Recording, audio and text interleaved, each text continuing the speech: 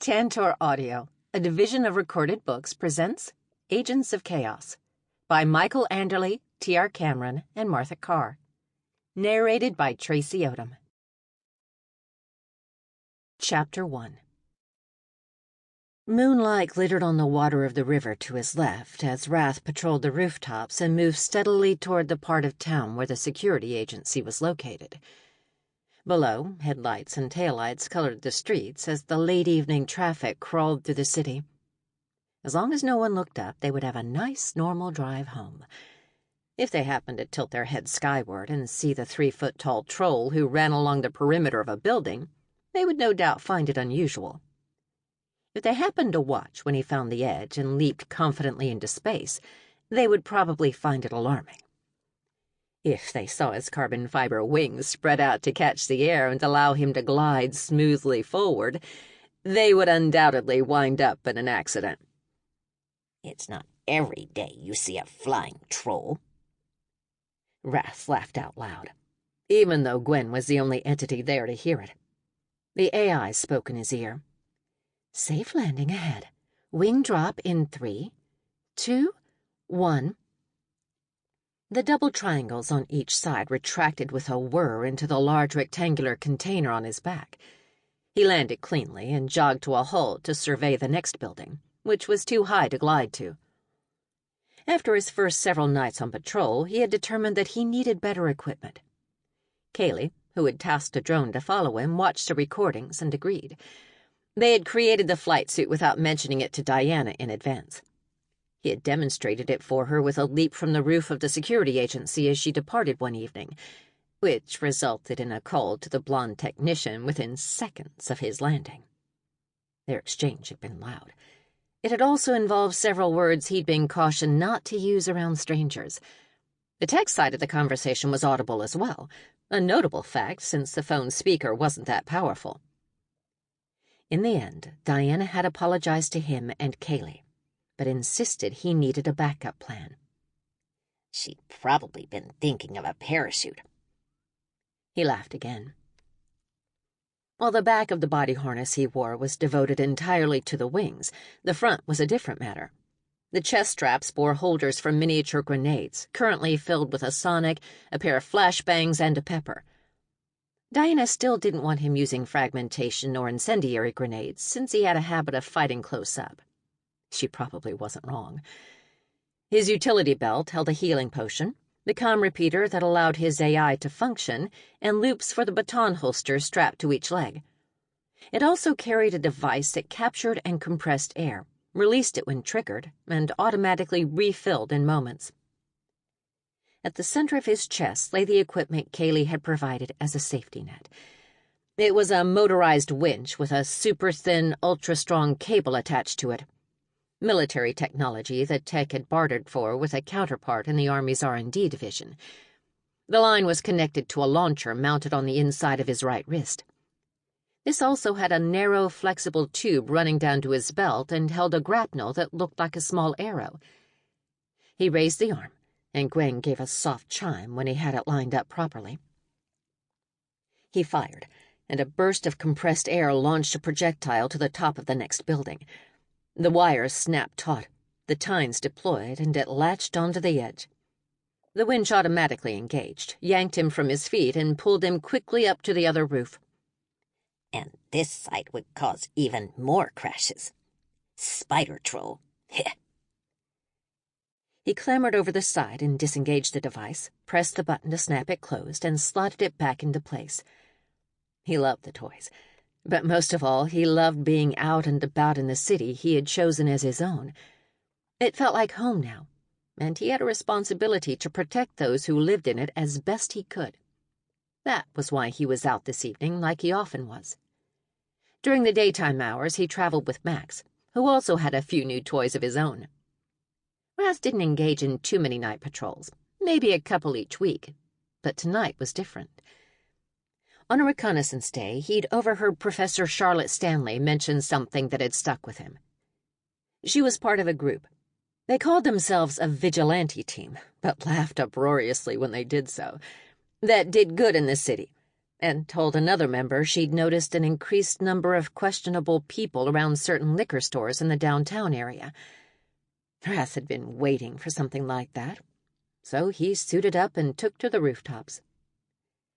Below, the man he'd followed from the first alcohol store continued to amble along the street and acted as if he was purely an innocent pedestrian. However, the way he flinched and tapped his phone when any police presence was detected nearby suggested he was out for more than simply an evening stroll. The trolls thought he might have seen the man before, but couldn't be sure. If he had, though, he was sure about when and where.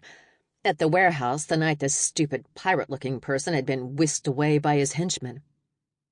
Rath was still angry that he hadn't been able to stop the car. And maybe, just maybe, the man on the street below was the one who'd shot at him and forced him to abandon his pursuit. If he was, it only made him all the more rewarding to track. He wanted to descend a little closer, but he'd given his promise to Diana. Surveillance only and no mixing it up unless absolutely necessary. While his definition of necessary didn't always align with hers, Rath tried to think about such things from her point of view. Teammates have to be able to trust one another. So he stayed high, tracked the man, and made sure the drone followed as well. Hopefully the bad guy will lead him to bigger, badder criminals. And eventually to the pirate whose hat the troll had sworn would soon be his own. His quarry turned onto another road, and Rath readied himself for a jump and a glide across the car-filled street below. It would be the most dangerous of his maneuvers, a flight followed by a mid-air grapnel. Gwen's suggestions made it easier, but it remained risky. Naturally, the idea brought a huge smile to his face. He walked to the edge to familiarize himself with what was needed, then stalked as far away on the roof as he could. He'd need as much momentum as possible when he launched himself over the gap. Rath started to run, but a sound brought him up short, and he slid to a stop a foot from the edge. His smile had been banished by a fierce scowl. He listened carefully and heard it again. What sounded like muffled screams and scuffling rose from the lane that ran between this building and the next. He raced to that side and peered down to where 5 men in hoodies surrounded a well-dressed man and woman. One thug guarded the alley entrance, while the other 4 struggled with the victims.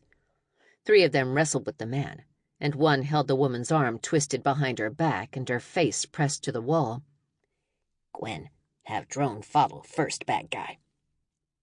Affirmative. I'll do my best, but we may lose him. Rath shrugged. Can find again. Call police to come to the alley. And ambulance. It was about 8 stories down, depending on whether you counted the oversized floors of the building across the way or the normal ones of the building he was on. He retrieved the 2 flashbangs from his bandolier and palmed one in each hand, then walked to the edge. The alley's narrow width meant he'd need to swoop along it, then turn and glide back to expend a little of his velocity. The timing should work. Ready to fly, Gwen? Affirmative. He primed the grenades and tossed them to land near the group surrounding the man. A running leap took him from the roof, and the wings snapped out as he leaned to curve to the left. The steering functioned by adjusting the trim slightly as he shifted his balance, all coordinated by the AI in ways he didn't understand. All he cared about was that it worked, and now he could fly. He spiraled toward the front of the alley and aimed for the man who held the woman in place and who had begun to react to the clattering a few feet away from him. The troll closed his eyes an instant before the grenades detonated, and his headphones protected him from the sound. He reopened them as Gwen chimed and retracted the wings to release him gently in a perfect descent toward the man who already stumbled from the nearby concussion. His feet caught the thug in the shoulder, and he lurched forward to crash onto his side. The noise when his skull struck the concrete echoed off the walls, only barely audible above the shouts of alarm from both the victims and the perpetrators. 1 down, 4 to go. The AI's voice sounded satisfied. 2 minutes to police and ambulance. Kayleigh had told them the systems might become more personalized, and if this was the form it took, Rath was all for it. He drew his batons and flicked to extend them fully, then charged at the nearest enemy, who still reeled from the grenade's detonation. A pair of quick strikes at his knees toppled him effectively, and he howled in pain. The troll moved on to the next target. He leaped and stabbed the batons into the man's neck. The snapping discharge of the built-in stunners was deeply satisfying, and the ruffian arched his spine and collapsed. Rath landed on top of him, maybe a little harder than needed, and gave him a modest kick to the temple to keep him down. The troll had neither sympathy nor patience to spare for those who attacked innocents. Especially those who gang up on them. He rose and faced the remaining pair, who had gathered at least some of their senses. The troll smiled at them, and they scowled in response. The one on the right had a long, dirty beard and pulled something that looked like a short leather club from a pocket. His companion was clean-shaven and bald and drew a knife from behind his back. It was smaller than the ones the Ares members carried, but still a respectable weapon. Rath nodded at the choice, and the enemy frowned uncertainly. The one on the left spoke. "Big mistake, messing with us, little bastard." He shook his head. "Mistake is yours. Every action causes an equal and opposing reaction." Of course, he growled the last statement to imitate the movie character in the Guy Fawkes mask. The one on the right laughed. "And what'll that reaction be? Us beating you down, that's what." The sobbing man with the damaged knees choked out, "Hit him once in the face for me." The man with the knife twitched the weapon in invitation. Rath grinned. "This would be much more fun if Max was here." He barreled at his adversary and jumped to block the knife strike with his left baton. The man's eyes widened as the troll's feet struck his chest less powerfully than he probably expected, but Rath had never intended the kick to do any real damage. It was the other man who was his target. He pushed off, launched himself at the thug with the tiny club, and aimed a right hook at his face with all his momentum and strength behind it. Cartilage crunched as the man's nose broke, and the troll delivered another 1-2 punch as they fell. He flung himself aside before his adversary made impact and landed on his feet beside the one he'd wounded in the legs. He stabbed him nonchalantly with the stun batons, and the man stiffened before he passed out. Rath's weapons vibrated to indicate that he'd drained them by half, and they were now drawing from the supply in his vest to charge. He frowned. "Need better batteries. Must have more hits." Kayleigh had increased the power, which he loved, but at a cost. He twitched one of them at the remaining opponent, who turned and bolted out of the alley. Rath sighed. Boring. He raised the barrel of the grapnel and fired it with a press of the stud on his glove. The arrow struck the man in the back of the head and shoved him onto his face before he reached the street. The line retracted, and he reloaded the device as sirens sounded. By the time the police officers arrived, the troll had already made his hasty retreat to the rooftops and scanned for the quarry he'd originally been following. "Gwen, the drone?" "Lost him in a tunnel. It's headed back to base for recharge." He shrugged. "We'll get him next time. For now, must finish patrol." The troll smiled again as he leaped from the building in a long glide to resume protecting the city. Chapter 2. Diana's days now started earlier than ever after the whirlwind house purchase. Even though the actual closing was still several weeks in the future, they'd moved in on a rental basis immediately, since hotel living wasn't all that comfortable with a troll and a dog in tow. All three were excited about their new home. So was their newly added roommate, who had claimed the finished basement as her own. Kayleigh was far too awake for 6 in the morning. The tech virtually glowed as she led a still waking-up Diana on a walk around the perimeter of the property and pointed out the positions she'd chosen. She gestured toward tall trees near the front corners of the yard. "Camera locations there and there, high up, wireless and solar-powered." Diana took a sip of her coffee and burned her tongue. "Bloody damn! Ow!" She waved at the sky. "You're aware we're in Pittsburgh, right?" It's the third cloudiest city in the country behind Buffalo and Seattle. Kayleigh frowned and shook her head. Don't be a Luddite. There's enough sun to power the cameras and the sensor grid. Her next sip went down better, and she sighed appreciatively. The what now? The blonde grinned. Wench. It's not fair for her to look so put together this early. She even has makeup on, for goodness sake. Diana was working on censoring her language, as Rath was all too interested in picking up new words and using them at inappropriate times. Kayleigh gestured again and drew imaginary lines around the property. Motion, thermal, and sound sensors on every side. Wireless again. What about jamming? If someone jams them, we'll know to be worried, won't we? Dinah held in her exasperated sigh. Overly perky people need a good slap from time to time to keep them centered, don't they? I think I read that somewhere once. It'd be for her own benefit. Excellent point. Are you sure a line of marching sentry robots around the perimeter wouldn't be a better choice? Kayleigh flipped her off, and Diana laughed. The tech pointed again, this time toward the end of the street that led to the main road. The other direction stopped abruptly as the hill they were on ended in a sheer drop.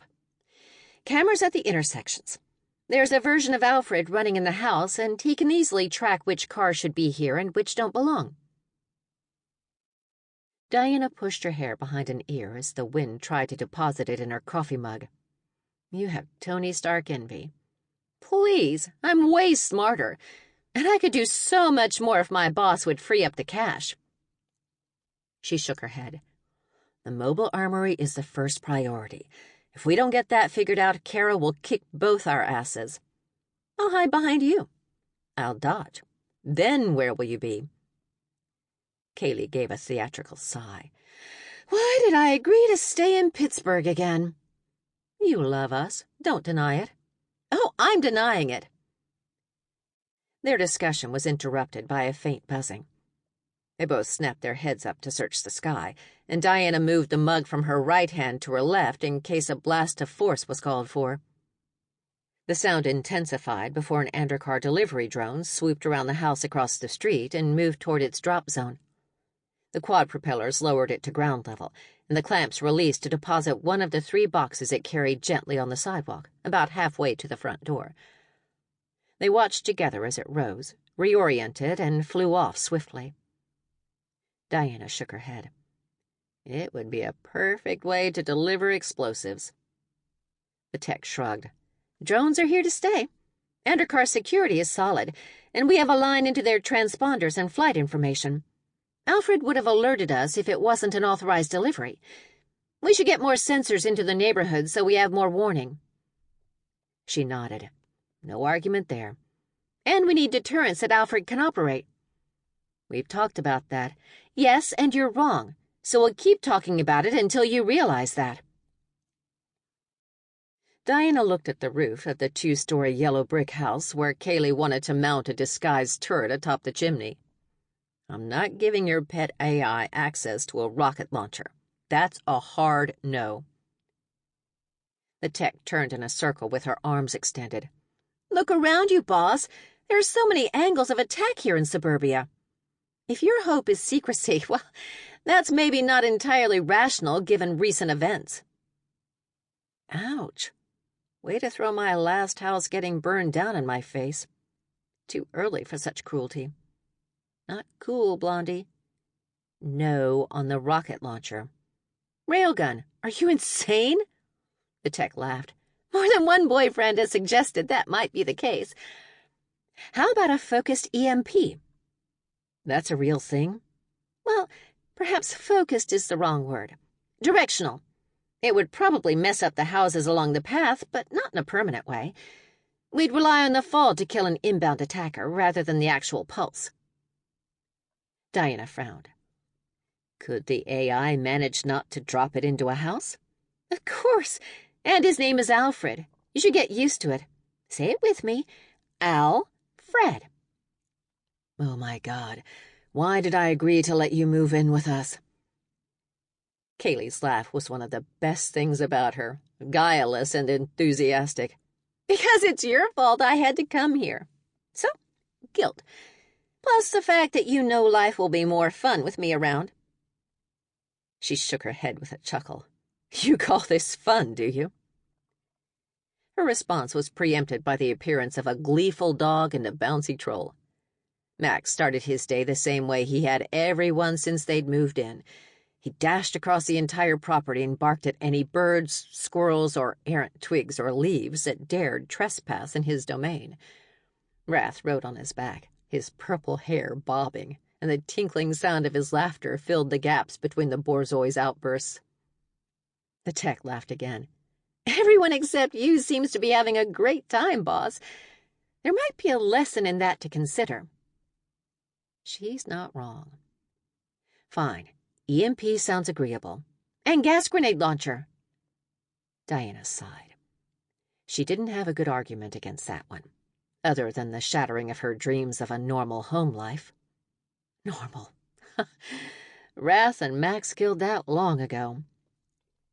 FFS, yes, a gas grenade launcher. She crossed to the undercar box, which was shrink-wrapped against any unexpected weather. Still a little cautious, she peeled the film back and opened it to find a small black jewelry container covered in cheap felt. Kayleigh stepped beside her and looked over her shoulder. Engagement ring? Do you have something to tell us? She barked a single laugh. I need to have time to date to become engaged, unless it's a psycho stalker of some kind. The tech chuckled. So Bryant, then. Diana groaned. Maybe you'd better get those defenses up sooner rather than later. She opened the box. It was a cheap-looking necklace with half a heart pendant at the bottom. A small note read, Congrats on the new place. Miss you. Also, my landlord's a jerk. It was signed with a stylized L. She pulled the chain out and held it up to dangle in the light. The letters B and Fry were etched to the left of the jagged break in the half-heart. Good advice. Be Fry. It's like a sign from above that we should be able to fry any enemies. Let's put a lightning gun up there. Diana slipped the necklace over her head. Somehow I don't think that's what it means. And you're merely upset that no one sends you best friend jewelry. Yeah, not since grade school anyway. She shook her head sadly. Jealousy is not a good look on you, Kayleigh. The tech laughed as she turned to wander back into the house. Everything is a good look on me, boss, especially in comparison to some people who shall not be named, but who should really think about dealing with their bedhead before making an appearance in public in the morning. Max arrived and jumped on Diana before she could come up with a fittingly scathing reply, and she knelt to pet him. Rath took the opportunity to run up to her shoulder when the Borzoi rolled over on his back for belly rubs. Did you sleep well, Rath? Yep, did. Anything exciting on patrol? She'd mostly given up on worrying about the troll since he'd proven time and again that he was fully capable of taking care of himself. Mostly. She laughed to herself. He's probably safer than I am at any given moment. He nodded. Stupid pirate henchman. Followed but lost him. Even the drone? Tunnel. Drat. He grinned in reply. We need some sort of invisible launchable tracer. Maybe you should suggest that to Kayleigh. Will. Flying is awesome. She laughed. Rath knew she'd been against the wings at first, and still worried about them in unguarded moments. He's getting better at working me. Now he only needs to add a little more subtlety, and he'll be able to fool me. Mental note. Keep him away from Sloane. I'm glad. And the grapnel works fine? An oddly satisfied expression slid onto his face before he responded. Is excellent. Good. Her phone buzzed, and she pulled it out. A sigh followed, accompanied by a frown. Hey, look, just when I thought I might have some time to work on the house, Nylot has decided it's a training day. Rath grinned. Fighting mode. Must train. I could help." She laughed at the idea of the drow contending with a wound-up troll. "The timing is probably not right for that quite yet, my friend. I need to make sure I can defend you if she decides to be a bit witch about it." His fangy grin showed that he'd caught the unfinished word. Damn it. Darn it. Diana threw up her hands in defeat and headed back into the house, patting the pendant where it lay beneath her t-shirt. At least I'm able to safely portal down there now. That's a plus anyway. As she walked through the door, the tech's mocking voice sounded from the basement. "Hey, keep it down up there. You sound like an elephant. Did you gain weight out in the yard or something?" Even though 99% of her wanted to throw a force bolt down the stairs to gently adjust Kayleigh's attitude, she headed for the coffee pot instead. We did agree that we were equals at home, so I can't nail her for insubordination. Besides, I'll need every ounce of magic power I have to deal with my caring and supportive mentor. She grinned, already thinking about her revenge. "You got lucky this time, Blondie. But of course you realize this means war." Chapter 3. Nylot had warned Diana against attempting to portal into her shop at any time other than when the drow expected her, so she waited impatiently for 7:30 to arrive. She'd spent the previous hour plus getting ready, fueling with coffee, and avoiding food. She tried not to eat before her practice sessions for fear of the ways her teacher might attack her body and mind. Throwing up in the training space was doubtless frowned upon, to say the least. As their lessons had progressed, Diana's wardrobe had changed in self-defense. Gone were the more comfortable clothes she'd started with, replaced by black tactical boots and pants, and a close-fitting leather jacket that would help absorb the scrapes when the woman's magic blasted her to the hard basement floor. Her only nod to fashion was the concert t-shirt she always wore underneath. Today it was the Cure from the Disintegration Tour. Maybe that's not the best choice, actually. It might give her ideas if she saw it. But the time to change had passed. The clock ticked over and she harnessed her will and sent it into her hands, then circled them to create the outline of the portal she wanted to bring into being. It wavered into reality, and she probed it carefully to ensure the correct barriers were in place. A trip to the world in between was not on her agenda. The drow hadn't warned her that others could mess with her portals, but she also hadn't told her they couldn't. Paranoia was rapidly becoming Diana's default state. She stepped through, and the sense of dislocation that always accompanied portal travel unsettled her. Thankfully, she managed not to stumble and turned in a slow circle looking for her teacher. The basement appeared to be empty. She frowned, then smiled as her metal bracelet grew cold on her wrist to signal the presence of illusion. On instinct, she summoned a force shield as the first ice blast materialized from a corner of the room. It struck her defense and wound around where it met the floor, as the drow tried and failed to knock her feet from beneath her. It may take a while, but I learn. She hadn't made ice magic on her own yet, and had managed little more than a snowball when she attempted it. Instead, she reached for lightning, which she had shown some improvement with. Nylot had described it as strengthening the paths, a useful way to think about the different magics as power flowing down different channels. She spread her fingers wide and discharged a low-powered wave that radiated out in a flat arc. It revealed a body-sized oval slightly offset from the source of the ice blast, and she summoned and hurled a ball of force at it with a quick snap of her arm. Her teacher wavered into visibility and intercepted the sphere with one of ice, then flicked her fingers to send frozen darts hurtling at Diana's face. She summoned her shield again and envisioned it as a curved buckler instead of a wall. The magic rebounded as it struck and bounced the shards back toward the drow. Nylot stepped aside contemptuously, smiled, and fired cones of confined lightning at the trainee's head and feet. She had time to swear before the blast at her legs slammed into her and knocked her down. The wicked energy licked at her body, put holes in her trousers, and scarred the leather of her boots and jacket. She growled and rolled back to vertical, relegated the pain to the background of her brain, and gathered the remaining lightning that sparked around her. Quickly, she added her own and returned the blow with... Sample complete. Ready to continue?